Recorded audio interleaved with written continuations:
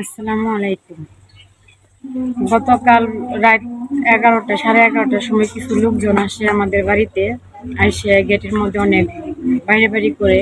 আমরা যখন বলি যে কে কে, তখন পরিচয় দেয় না।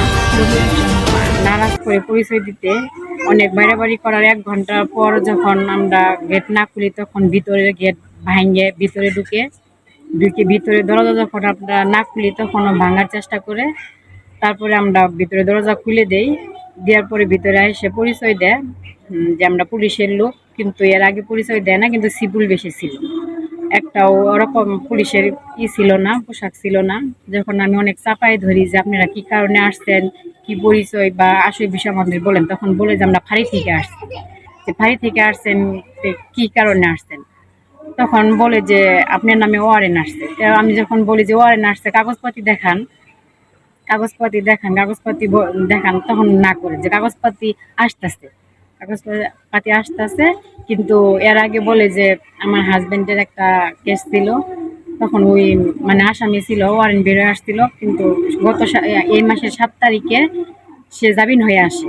আসার পরে রিকল, ওনারা আসে সে রিকল চায়। তখন আমরা বলছি যে রিকল তো 7 তারিখে জমা দেওয়া হয়েছে, তিতকল্লা ফাঁড়িতেও জমা দেওয়া হয়েছে, সরিষাবাড়িতেও জমা দেওয়া হয়েছে, কিন্তু ওরা নারাজ করে।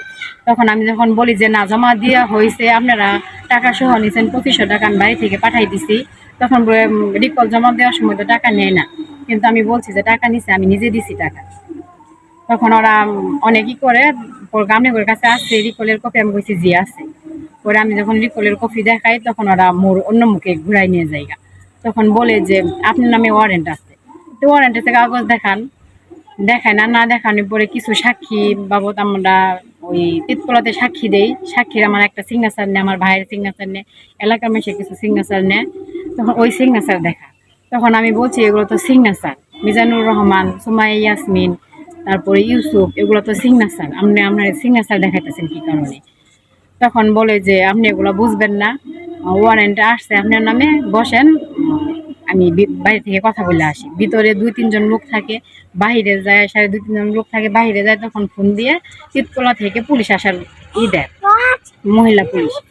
এখন মহিলা পুলিশের কথা যখন বলে, তখন আমি মানে ভয় পায়ে বাথরুমের কথা বলে যায়, সাইডে ওয়ালটপ পায়ে পলাই আসি ওখানে ভিতরে। তারপরে বাথরুমের দরজা ভাঙে, ওরা বাথরুমে ভাঙচুর করে।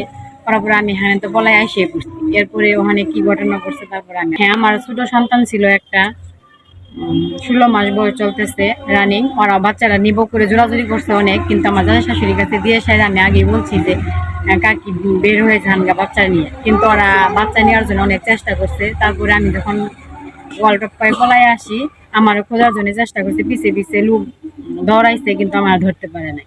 আমি এক বাড়িতে এসে সাইডে ভিতরে ঢুকছিলাম, তারপরে ওরা আর খোঁজ পায় নাই। আমার যাচ্ছিল কিনা সেটা বলতে পারলাম না। আমার বলতেছে যে আঙ্কেল আমার কুল থেকে চাইছে, তো আঙ্কেল আমার কুলে আসো, তোমার আম্মু তো কাঁপতেছে, আমার কুলে আসো।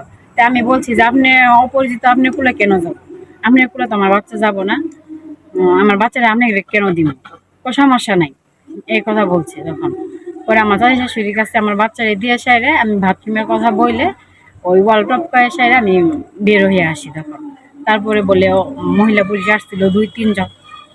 আসার পরে ওখানে বলে বাথরুম ভাঙচুর করে, বাইরে করে। হ্যাঁ, নারায়ণপুর সিভিল দেশে ছিল।